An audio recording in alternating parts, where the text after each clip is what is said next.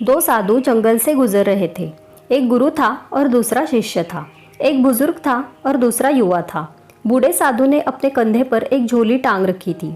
कोई वजनी चीज लटकी हुई उसमें मालूम पड़ती थी।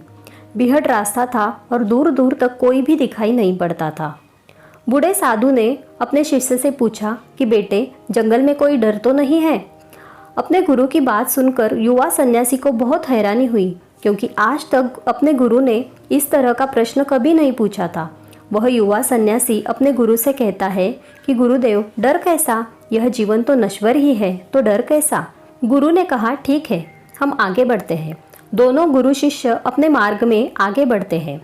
रात और गहरी होने लगती है और सन्नाटा और ज़्यादा छाने लगता है। गुरु दोबारा से अपने शिष्य से पूछता है, बेटे, कोई डर तो नहीं है ना? शिष्य चौंकता है और कहता है कि डर कैसा और किस बात का डर? हम सन्यासी हैं, भला हमें कैसा डर? शिष्य की बात सुनकर गुरु ने कहा कि ठीक है, हम आगे बढ़ते हैं। थोड़ा आगे चलने पर उन्हें एक कुआं मिलता है। शिष्य कुएं से पानी निकालता है और अपने गुरुदेव को दे देता है। गुरु अपने शिष्य को अपने झोले को दे देता है और पानी पीने लगता है। शिष्य को शक पहले से ही था कि झोले में कुछ तो जरूर होना चाहिए, क्योंकि अकारण भय पैदा होना असंभव है।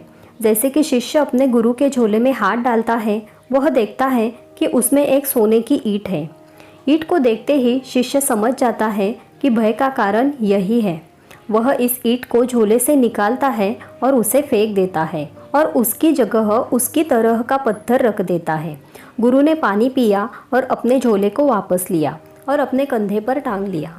वजन का एहसास हुआ, इसलिए गुरु की लगा कि ईंट है, और उसके बाद गुरु और शिष्य दोनों ही मार्ग में आगे बढ़े। कुछ दूर आगे चलने के बाद गुरु को सैनिकों के घोड़े के दौड़ने की आवाज़ आई। ऐसा लग रहा था मानो सैनिक उनकी तरफ आ रहे हैं। गुरु घबराकर अपने शिष्य से पूछता है कि यहाँ कोई भय तो नहीं है, कोई डर तो नहीं है ना? आप बिल्कुल निश्चिंत हो जाइए, क्योंकि डर को मैं पीछे ही फेंक आया हूँ।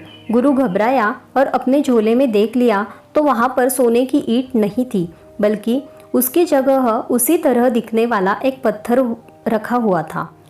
गुरु अपने शिष्य से कहता है कि तुमने ठीक कहा कि तुमने भय को पीछे ही छोड़ दिया, पर पागल, तुमने यह मुझे पहले क्यों नहीं बताया? मैं इतनी देर तक इस पत्थर के कारण भयभीत रहा। ये इतनी देर का भय बिल्कुल व्यर्थ था। शिष्य अपने गुरु से कहता है कि यदि ठीक से समझे तो जो पहले भी भय था वह भी भय व्यर्थ था। वजन यह भी था और वजन वह भी था। यह पत्थर दिखाई पड़ता है और वह सोना दिखाई पड़ता है। यदि आप भी इस पत्थर को ना देखते तो आपकी पूरी रात डर में बीतती। उसके बाद वह बूढ़ा गुरु अपने झोले से उस पत्थर को निकालकर फेंक देता है और पूरी रात निश्चितता के साथ सोता है। भय सिर्फ हमारी मान्यताएं में है। यदि आप वास्तविकता को नहीं देखोगे तो सोना भी भय देगा और पत्थर भी भय देगा। अगर एक बार वास्तविकता को देख लिया तो कैसा भय और कहाँ का भय? अपने जीवन से भय को समाप्त करने का केवल एक ही तरीका है, और वो है वास्तविकता को देख लेना। दोस्तों, अगर ये कहानी आपको अच्छी लगी हो तो लाइक कीजिए, अपने दोस्तों के साथ शेयर कीजिए, और इसी तरह की और कहानियाँ सुनने के लिए चैनल को सब्सक्राइब कीजिए। धन्यवाद।